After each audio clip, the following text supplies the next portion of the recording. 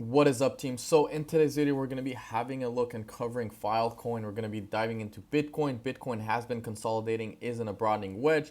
Filecoin has been exploding right here, 86% in the past 24 hours, or in the past 2 days, I should say. If I go on the 2-day charts, this is obviously the weekly time frame. 2 days, it took most of the percentage, but in the past week, as you guys can see, almost 80% or approximately 80% from the lows. We're going to be covering on why it's pumping, where can we be going, technical analysis, price prediction on the short term and long term. Are we going to come back down? Is it a good time to buy? We're going to be having a look at Bitcoin also. Weekly candle is closing in 9 hours and 32 minutes, so that is pretty big deal. But before I get into Filecoin real quick, let's talk about this real quick. This was approximately 6 hours ago. Harvard University and Filecoin Foundation for the decentralized web plan to preserve digital information. That is very, very cool. So there's some sort of partnership going on between Harvard and Filecoin. So we know when Harvard get into deals like this or inside crypto, we're going to see a pump. I mean, these are big names happening. I'm going to leave this article in the description below.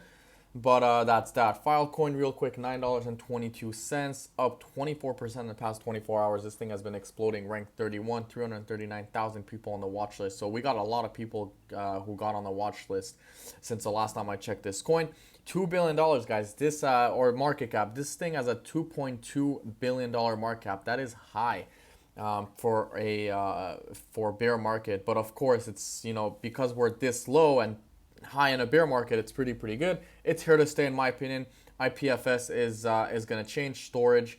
This is going to be pretty big. Volume to market cap is 0.79%. So 80% of the market cap is being traded right now. But be careful, guys. We're going to be diving into the charts right now. See where we can go. First of all, having on the weekly time frame real quick, we were hella oversold right here.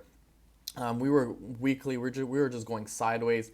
Ever since June 13, we were just going sideways, consolidating, nothing too crazy, and then boom, we just took off.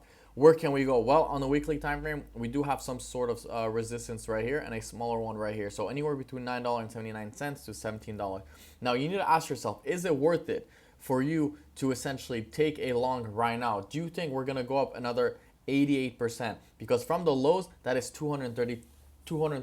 So you got whoever wants to get into Filecoin. I'm not going to be personally, but you're going to need to understand that people are going to be willing to take profit. So if you're going to buy Filecoin, I wouldn't suggest you do this on leverage, but depending on what Bitcoin does, which we're going to have a look at in just a second, Bitcoin can essentially go to 28,000, and if that happens, we could see Filecoin go to $18.26 to be exact, or $16, $17, anywhere in this region, getting back to the next resistance level. But we're gonna have to see. The weekly candle, like I said, does close in 9 hours and 29 seconds, 29 minutes. If we manage to close above it, it's gonna be very good. Having a look at Filecoin right here on the daily time frame, well, we do have a resistance right here, as you guys can see. So if I take two arrows, I put one right here and another one right here, we got rejected 2 times at this area. Now the question is are we going to get rejected another time for the 3rd time before coming back down? Yes, I think Filecoin is going to come back to at least this level, $7.11, before at least going back for another move. We're going to retest the support. I mean, we know every time we have a bounce, we always see a correction, whether it's 25%, 10%, 15%, and we need to see a pullback. We are oversold, guys. Not to mention, we are oversold on the RSI right here. So we know anything that's above 70, investors look to sell. Anything that's below 30, investors look to buy. And as you guys can see, we peaked below 30 right here, and we had a nice little peak going to the upside, as you guys can see right here. So nothing too much. And of course, right here, these peaks, every time we were oversold, we came back down. Like I mentioned right here, this was the 70 oversold candle or overbought candle. Boom, hammer, we got knocked away. So this is exactly what is happening right now. We were oversold, boom, oversold right here another time.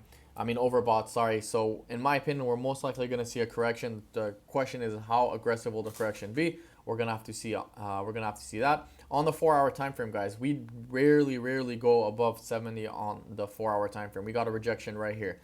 We had a nice little swing, came back down. This was the swing right here, came back down. Another time, had a nice little swing, overbought, came back down. We were oversold, came back up, had another swing, came back down. Same thing, guys. Now we're extremely oversold. And we're currently making a hidden bearish divergence, you guys can see. So we got a decrease on the RSI and an increase on the charts. That is bearish. We're most likely going to see a pullback soon, either today, tomorrow. I say tomorrow we're going to start the week on a red note, up 16%. Is this going to keep pumping? I don't think so. I think we're going to see either a consolidation or a correction. Not financial advice, guys. If you guys want to short this, do it at your own risk. I wouldn't do it with high leverage. I mean, it's like catching a falling knife. You don't want to short when things are pumping very fast, and you don't want to long when things are dumping very, very fast. But if we see consolidation here, it would be nice to enter a short all the way to $7.11, assuming you do that on a 2x leverage. That could be 50%, or 75% on a 3x leverage, which is very, very reasonable. And you could have a stop loss, just giving you guys a trade. Let's see, let's have a look. Anything above this line right here, probably 6%. So your risk reward is approximately 75% gain to an 18% loss.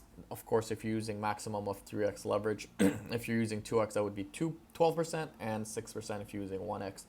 But let's have a look at Bitcoin, because Bitcoin is king, guys. There's no question. Bitcoin is in a broadening wedge. Now, for those of you guys who don't know what broadening wedge is, it's essentially this right here happening. We're getting and making larger and larger moves on Bitcoin. Now, the question is are we going to break above this area right here, sitting at 25,000? Are we going to make that move to the top? Are we going to be bullish again? Are we going to close above it? This is a bearish pattern, guys. I mean, there's no question about that. If I look on the daily time frame, it looks even uglier, because we have all these rejections. We haven't had a daily closure.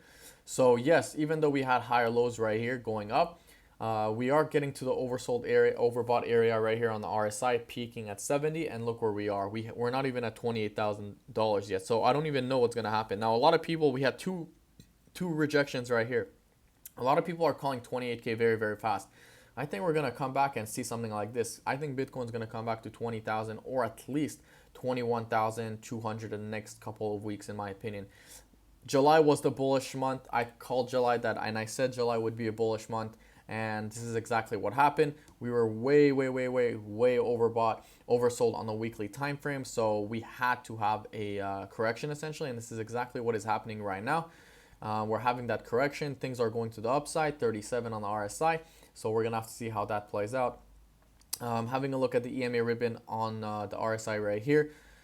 The exponential moving average are coming down to 28,000. The question is we're most likely going to come down lower as the weekly candle closes. The more weekly candle closure we have below the exponential moving average, the harder it's going to be for us to go back up, and the lower it's going to essentially drag this down.